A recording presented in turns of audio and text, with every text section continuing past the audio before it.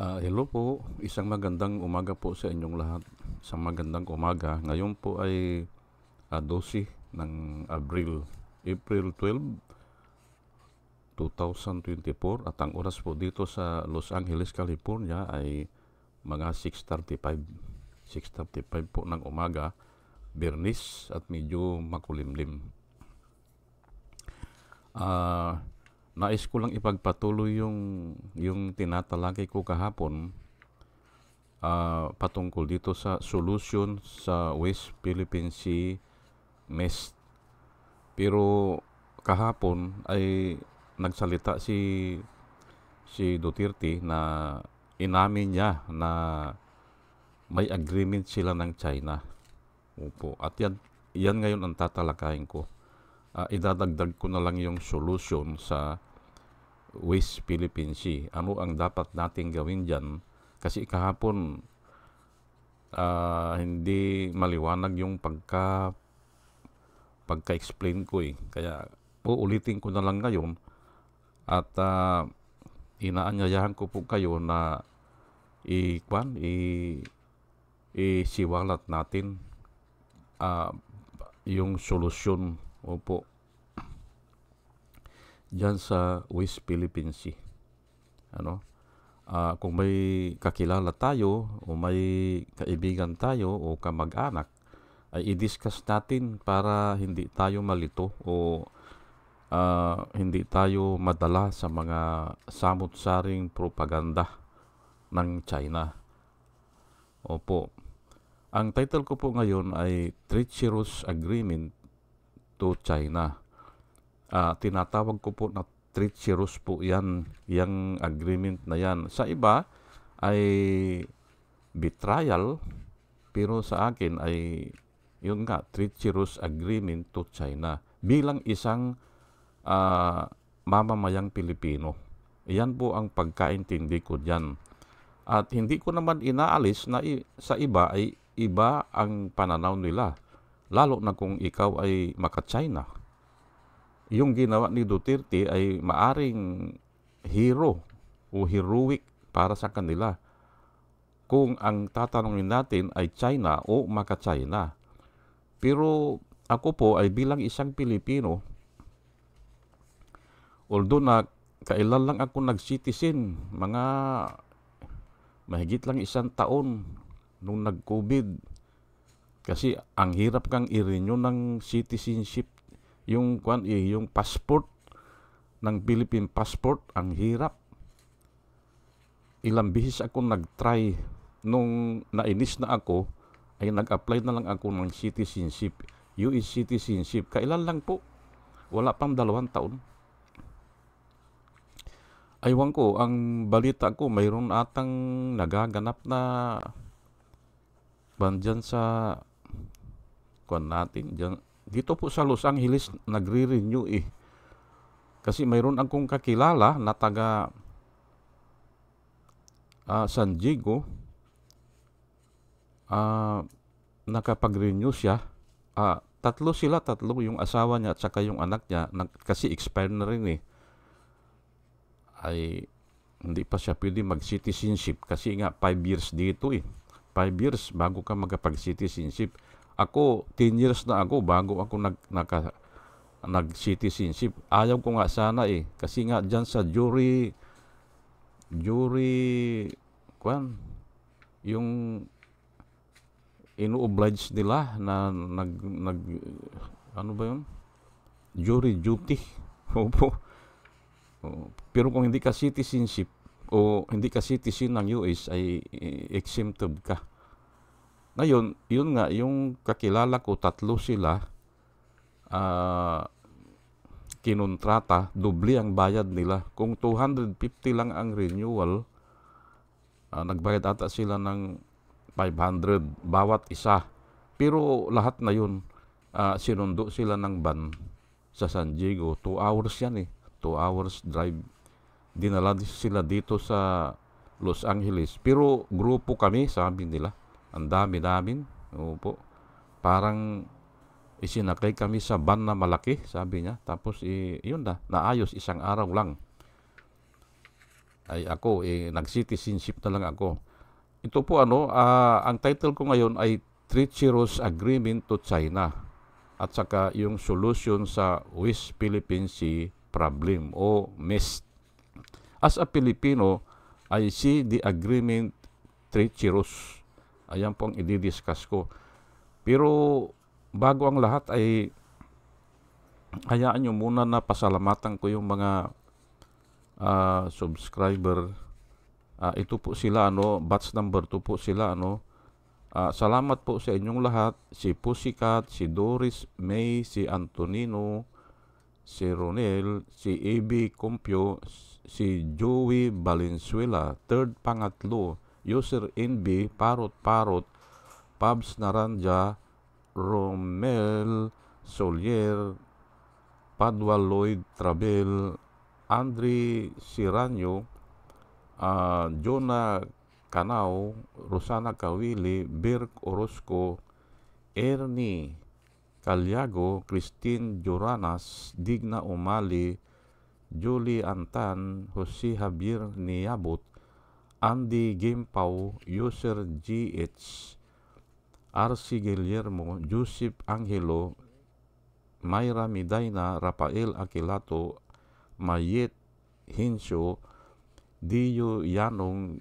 Bilya Lagenyo, Mr. Yang Toy, Emilita Roa, Monica Dangsao, Richard Jamura, User KK, User XQ, Nilson Nukop, Salvador Akisar, Sinaida San Andres, Joey Chavez, Ramon Junior Rojas, Hael Villarreal, Rose Jack Normi, Arnel Araujo, Vicente Tablati, Sweet Potato, Coco Gued, Orly Nunez, Estrella Rumbano, Arian Mendoza, Nieves Olaveris, Aldrin Impalmado, Malaya Mendoza, Ronaldo Dordas, Mir Cabrera,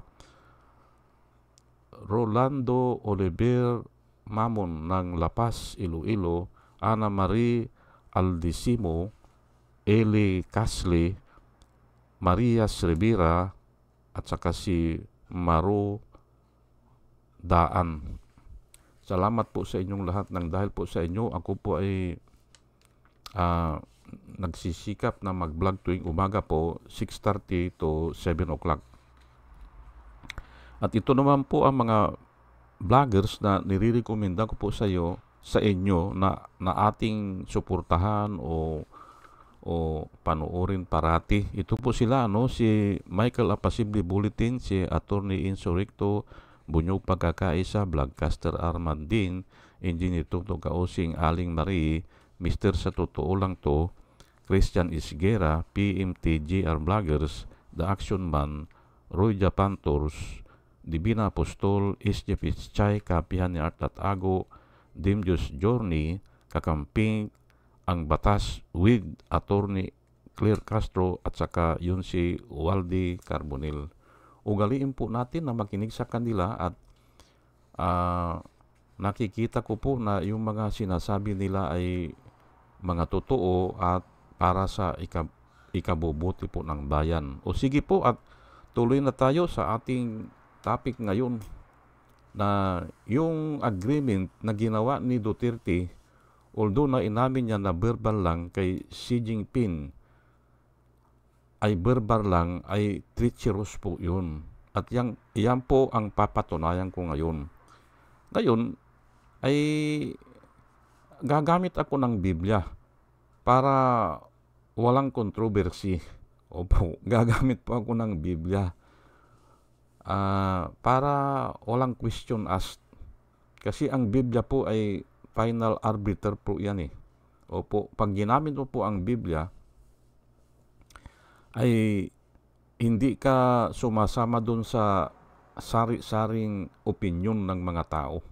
Ayan po. Ito po sa Galatians 3:15, ito po ang sinasabi ng banal na kasulatan patungkol dyan sa agreement. Brothers, sabi niya, let me put this in human terms. even human covenant, once it is ratified, cannot be canceled or amended. Ayan po nakasulat. Brothers and sisters, o brothers, sabi niya, let me put this in human terms, or I am speaking in human terms. Sabi niya, even human covenants, yan nga, yung agreement yan covenants, once it is ratified, cannot be canceled or amended. Ayan po. Ang ibig sabihin, final. Pero ito po, lilinawin ko po ito, ito po yung mga covenants na hindi sumasalangsang sa kabutihang asal o sa palatuntunan ng Diyos. Opo, yung mga covenants na yung hindi lalabag sa utos ng Diyos. Pero kung ang covenant nyo ay papatay ka ng tao o kontrata sa pagpatay ng tao o hindi yun, hindi kasama dito yun. Ito lang yung mga legal o tama lang o righteous. Even human covenant, ang sabi niya, once it is ratified, cannot be canceled or amended. O hindi mo na pwedeng baliwalain. Covenant po yan Ang ibig pong sabihin yan ay kahit na dadalawa lang kayo na nag-covenant, kung talagang totoo yan o walang nilalabag na kabutiang asal, ay honor po ng Diyos yan, ino-honor po ng Diyos yan. Opo, para maintindihan natin, ino-honor po yan, human covenants, kahit dadalawa lang kayo.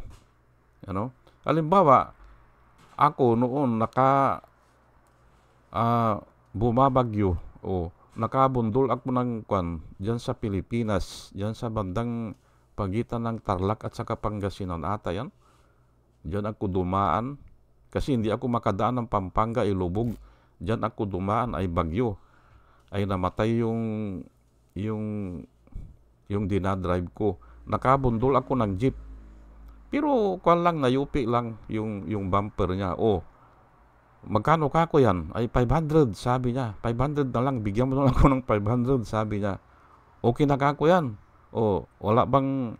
Pero maliit lang kasi nakakwal lang kami Mabagal lang ang takbo namin Para lang kaming naglalakad Kasi nga bagyo ay namatayan ako ng makina kasi nabasa yung makina ko. Nabasa ng ulan. Kaya wala akong preno. Ayun lang. Okay na ako yung 500. Okay na, sabi niya. Ganon. Nag-agree kami sa ganon. Ganon po ang ibig sabihin. It is honored by God. Ganon po yan.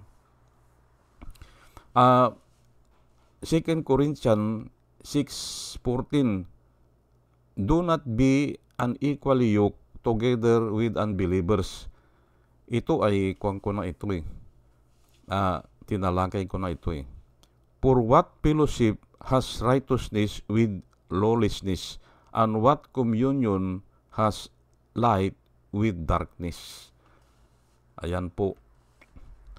2 Corinthians 6:14, do not be unequally yoked with unbelievers. Yung unbelievers ay hindi mo kaparihas sa paniniwala. Kahit ano yan. Opo.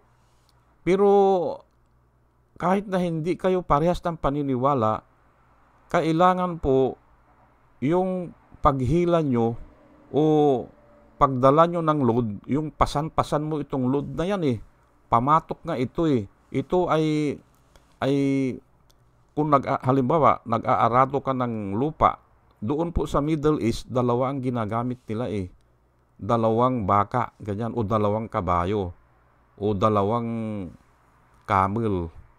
Ayan po. Parehas yun. Hindi pwedeng ang isa ay baka, ang isa ay kabayo. Hindi pwede. Do not be unequal yoke. Hindi po hihila ng pantay yun eh. Do not be unequal yoke with unbelievers. Tanggalin na natin yung unbelievers. Pero ang pinakamalaga dito ay unequal yoke. Ayan po. Kasi nga ang sabi niya, for what fellowship has righteousness with lawlessness? And what communion has light with darkness? Ano daw ang communion ng darkness sa ilaw o sa light o sa liwanag? O vice versa, hindi ba? Tama po ito eh.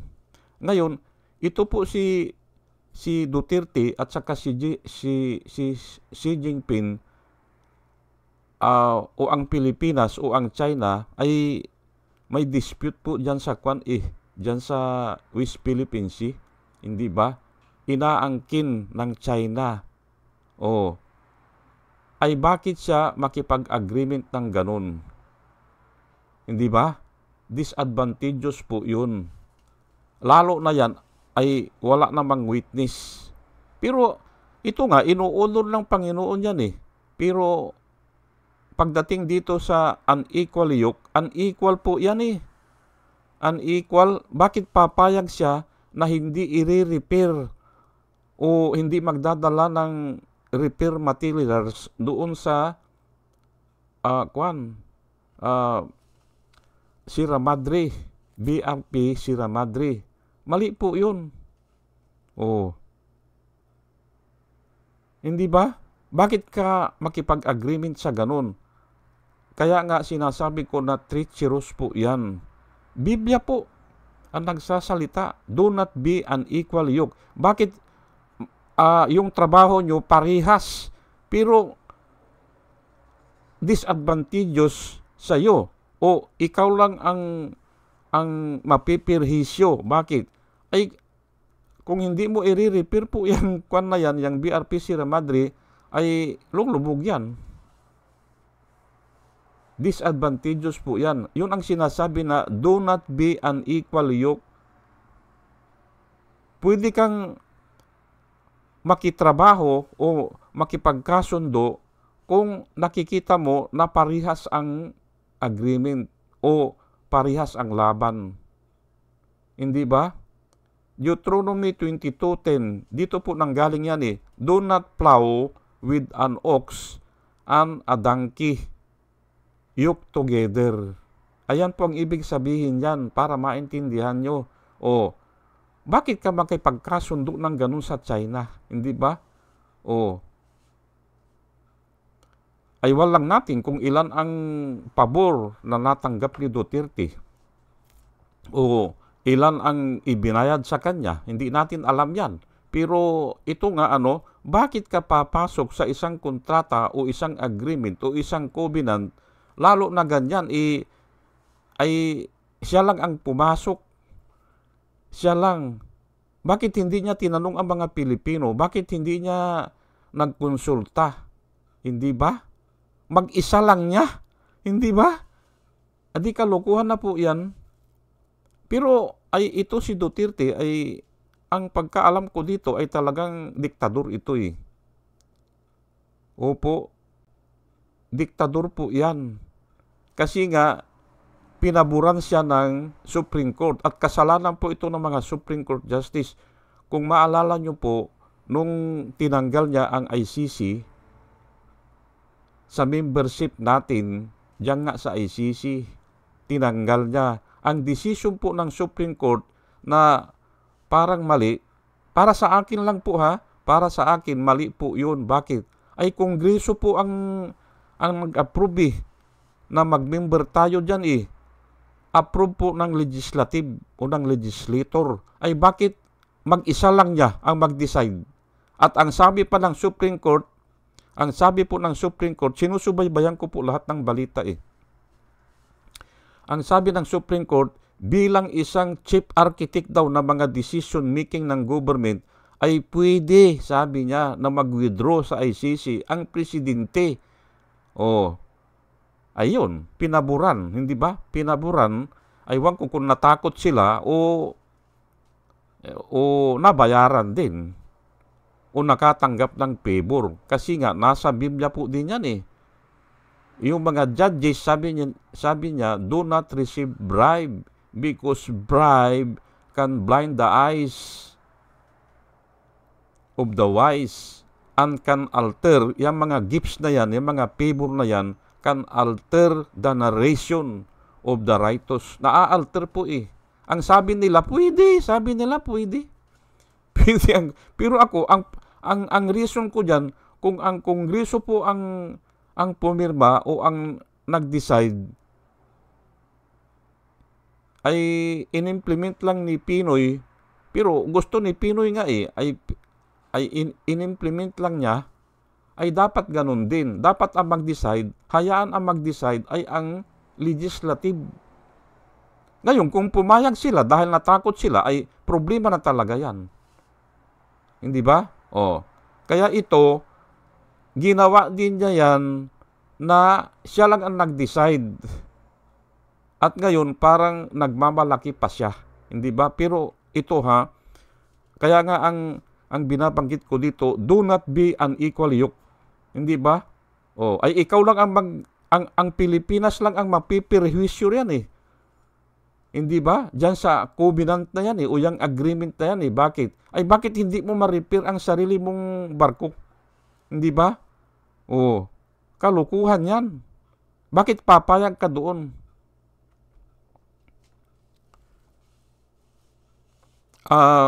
Punta ako ngayon dito sa 2 Timothy 4:16. Ito po yung kailangan tatayo ka kahit na no one is stand alone. Ayan po, kailangan tatayo ka at yan po ang ginawa ni Jesus Christ. Iniwan na siya ng mga kasamahan niya, pero tumayo pa rin siya when no one else is stand alone. Yan po ang ginawa ni Jesus Christ. Maalala nyo po, hindi ba, nung nililitis na siya doon sa siguro ang tawag doon ay korte, hindi ba? Tinanong si kwanong babae, parang nakikilala kita, sabi niya, hindi ba kasama ka? Si Pedro? Hindi ko kilala yan, sabi niya, hindi ba? Iniwan po siya, pati si Pedro, nangako na hindi kita iiwan, sabi niya, kahit mamatay pa ako, sabi niya. Pero 3 times niya na itinakwil na kilala niya si Jesus Christ. Tika muna, sabi yung susunod na babae, hindi ba kasama kanila? Sabing ganun.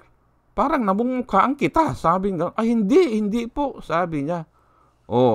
Yung pangatlo na babae, na mga babae pa sa pagsasalita mo kanya, kaparehas kayo ng salita yung tono ng pananalita, kasama mo yan sabi si Jesus Christ Hindi po, sabi niya. At sumumpa pa siya, hindi ba? Hindi ko kilala ang tao na yan, sabi niya. Kaya nga iniwan si Jesus Christ when no one else is stand alone. Opo, at yan po din naman ang ginawa ni Paul. Ito sa 2 Timothy 4:16. At my first defense, ito kasi malapit na siyang bitayin dito si Paul. Pupugutan na siya ng ulo dito sa 2 Timothy. Opo. At my first defense, no one stood with me. Sabi niya. Ayan nga, stand alone siya Hindi ba? At yan ang kaibahan ni Duterte. Dahil gumagamit siya ng salita na wala tayong laban dyan, sabi nga Ay pero, pagdating sa mga maliliit na tao, sa mga drug addict, patayin yan, sabi niya, hindi ba? Napakatapang niya. At pati pa yung anak niya, nung nakaraan, sabi niya, umalis na kayo dito kanya sa Davao. Dahil papatayin ko kayo, sabi niya. Yung mga drug addict daw ata o yung nagtutulak ng droga. Ay bakit dito sa West Philippines ay wala silang hindi ba? Ay dapat kung matapang sila ay dito nila iharap ang tapang nila. Ito po ang sabi ni Paul, at my first defense kasi nga nililitis na siya eh. Opo. Hindi katulad ni Kibuloy ito na nagtatago, hindi ba? At mayroon 17 requirements. Hindi ba? Na hinahamon niya si Ontiveros, hindi ba? Ibigay mo kanya itong 17 requirements ko, sabi ni Kibuloy. And if you fail to do this, sabi niya yan, if you do not do this, ay biblical po yun eh. Debate tayo, sabi niya, hindi ba? If you fail to do this, debate tayo. Ganun po kabilis mag-change ng topic. Hindi ba? Ganun eh. Kaya nga, nililinaw ko lang po na kung papaano kagaling ang tao magsalita. Ito ang mga requirement ko, sabi ni, para susuko ako. But if you fail to do this, di ba? Biblical po, ito nga, hahagipin ko na naman dito sa Numbers 32 verse 23. If you fail to do this, pero uulitin ko lang ito, si Paul po ay stand alone siya, kahit iisa niya. Ang sabi niya, at my first defense, no one stood with me, but all forsook me. Iniwanan siya eh. Hindi ba? Pero alam niya na nasa katuwiran siya. Alam niya ay kakampi niya ang Diyos. Ayan po. Hindi ba? At marami po ang gumagawa niyan. Ganon din si Ninoy Aquino. Hindi siya umatras. Si Ninoy Aquino po. Binilanggo din yun ata ng 7 taon. Pero hindi siya umatras. Ganon din si Dilima. Binilanggo din ng halos 7 taon. Opo, pero hindi umatras, hindi nag-wave, hindi humiling na, ikuan na lang ako, hospital alis, hindi ba? Hindi ganun. Stand alone din yan. At saka si Trillanes. Yung iba, yung grupo nila, Maestro Ocampo, lumuhod kay Macapagal Arroyo at kay yung Angelo Reyes. Lumuhod, nagbalik loob sila. Hindi ba? Pero yung grupo nila Trillanes, kung ilan sila yan, nahati po yung grupo nila eh. Hindi sila umatras hanggang bilangguan. Hindi ba? Magpipitong taon ata din yan eh, na nakakulong eh. Pero nung naging presidente si Pinoy, ay yun na nga, nag-iba ang ihip ng hangin. Mismong kongreso, pinawalang bisa yung mga kaso nila. Opo, pinawalang bisa po yun, hindi pardon kasi wala pang desisyon eh. Hindi pwedeng ipardon. Nililinaw ko lang po at ito nga, itataas ko lang po para mabasa natin.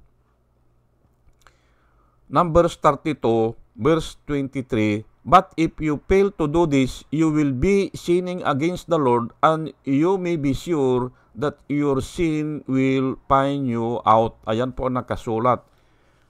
But if you fail to do this, you will be sure, you will be sinning against the Lord. Ano ba yung fail to do this? Hindi po ganon sa hiling ni Kibuloy o mga requirement ni Kibuloy. Hindi po. Ito po yung nagkobinan po ang 12 tribes ng Israel bago nila pasukin ang lupang pangako. Nagkobinan po sila na sanction po o na nire-recognize po ng Panginoon. Ang covenant nila, pag napasok natin yung lupang pangako at naandun na tayo, naninirahan na tayo, kampante na tayo, pag may isa na sinalakay, isang tribo na sinalakay ng ibang kaharian, ay tutulungan natin. Ganun po ang covenant nila. Tutulungan natin.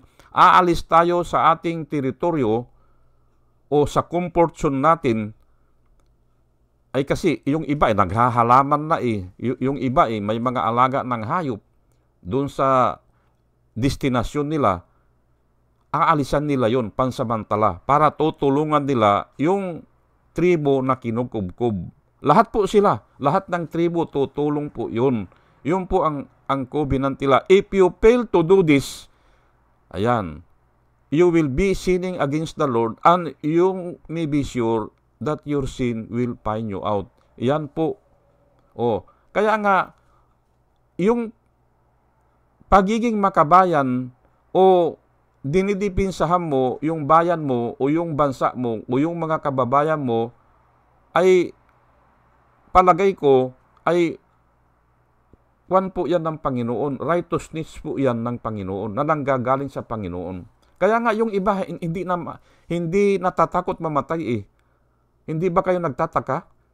Yung mga bayani, kahit patayin sila eh, hindi ba? Kasi nga, alam nila siguro na righteousness yan galing sa Diyos. Ayan po, hindi ba? Hindi katulad kay Duterte, ay ang sasabihin ni Duterte, ay hindi natin kaya. Sabi niya eh. Hindi ba? Ay hindi ganon. Ayan nga Jesus Christ is stand alone when no one else is stand alone. Ayan po. Kaya tayo natubos.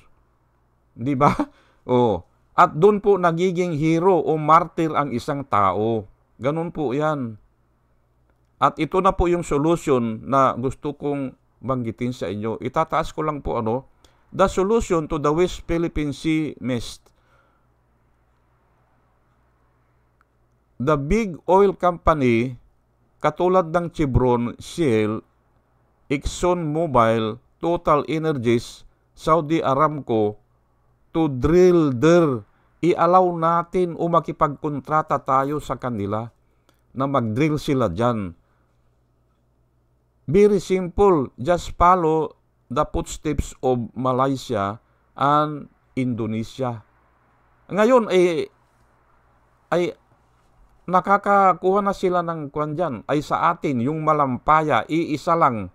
Tapos humiling pa yung Chevron na mag-drill pa sila ng 23 na butas ata. Kasi nga, in 3 years or 5 years, wala na eh. Mauubos na yung deposito ron. Kaya gusto nila mag-expand. Ay hindi naman pinayagan ni Duterte. Hindi ba? Alam na alam ko yan. Mali po yun. Dapat nga payagan natin sila. Pero tayo po ang masusunod. Kasi nga exclusive po yan eh. Exclusive economic zone. Hindi ka pwedeng makipag-join dyan sa China o sa alimang bansa. Kung hindi ikaw ang mag-hire, makipagkontrata ka sa Chevron o sa mga oil companies. Ganyan po ang nangyari sa Saudi Aramco. Ganyan po. At ang Saudi Aramco po ang pinakamalaking oil company pala ngayon sa buong daigdig. Opo. Na diyan kumukuha po ng pera ang Saudi para ipangtustos sa mga tao. Just imagine yung subsidize nila lahat ng bilihin. Subsidize po ng gobyerno. Kaya kung halimbawa ang bigas ay 40 na, ay ang bigas ay 20 lang. Ganun po yan. Lahat yan, mga stereo, mga components, mga TV, ganyan, lahat yan, mga ginto, subsidize po ng gobyerno. Kasi nga, napakalaking pera ang nakukuha nila dyan sa oil. Ganun po yan. Dapat, makipag-deal na tayo sa mga oil company. Yan po ang solution dyan. Yung malalaking company, para mag-drill na sila dyan o bungkalin na nila yan. Opo. At sigurado po na kung naandyan na sila, yung 7 fleet naman ng Amerika, parating naandyan. Yung 7 fleet po. Opo. Yung puwersa ng Amerika o ng Allied Forces, parating naandyan. At solve na ang problema natin. Hindi ba? May income pa tayo. At baka nga ay kung malaki ang oil na nakukuha dyan, ay kayang isubsidize ng gobyerno lahat ng bilihin. Katulad ng bigas. Magiging 20 siguro yan. Opo, kasi nga isusubsidize eh. Ganun po yan. Yan po ang solusyon na nakikita ko po dyan.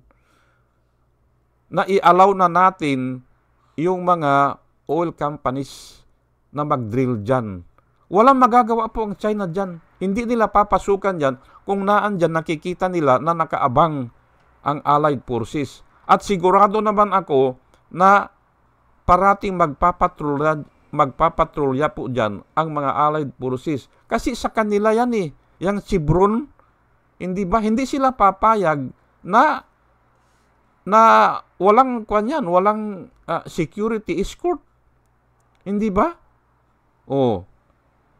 Aywan lang natin bakit ito si Duterte ay ang gusto niya mag-drill dyan ay yung mga Chinese. Pero ito ang mga Chinese po, bagamat sila ngayon ay kwalipikado na rin na magganyan, kinuha din nila ang technology sa US o sa ibang bansa. Kaya nga tayo, kailangan natin. Yan po ang solusyon dyan. Mawawala po yung mga barko nilang ng China dyan kung naandyan na ang mga Allied Forces na ikuan nila yan parang puproteksyonan nila ang investment nila. Ayan po ang tama na term dyan. May investment sila, ay hindi nila aalisan yan. Katulad sa Saudi Aramco, naandun ang Amerika. At mayroong dyan sa Bahrain, napakalaking puwersa ng Amerika. Kasi nga, ang Bahrain, sentro yan sentro ng Middle East ayan po ang solusyon dyan. At hinihiling ko po na ikalat po natin ito. Ikalat natin. Hindi ako magaling magsalita. Pero kung mayroon kayong pagkakataon, yan ang sabihin nyo. Yan ang solusyon dyan. Wala nang iba. Exclusive natin yan. Tayo lang ang pwedeng makipag-deal dyan. Hindi yung proposal ni GMA na joint, sabi niya. Niluluko pa nga ang tao Joint research o study ng seismic pa. Yung lindol pa. Bakit magre-research ka ng lindol sa karagatan, hindi ba? Mali pero niluluko lang ang tao. Niluluko lang. At nag-decide po ang Supreme Court, mali yun. Kasi nga, ang batas kasi ay exclusive exclusive economic zone. Bakit gagawin mong joint? Adi problema na, hindi ba? Ay wala kang pira, wala kang equipment. Pag naandyan na sila, ay sa amin ito. Sasabihin ng China, sa amin ito. Yan po ang sasabihin nila. Hindi ba? Sige po at medyo mahaba-haba na po. At sana po tayo ay may natutunan. Dinadalahin ko po sa Panginoon sa ating pakikinig ay makakuha tayo ng wisdom na nanggagaling po sa Panginoon o sa itaas. Hindi ba? Na hindi nagbabago. Opo. Sige po at muli ay isang magandang umaga po at salamat po sa inyong pakikinig. Salamat po sa inyong lahat.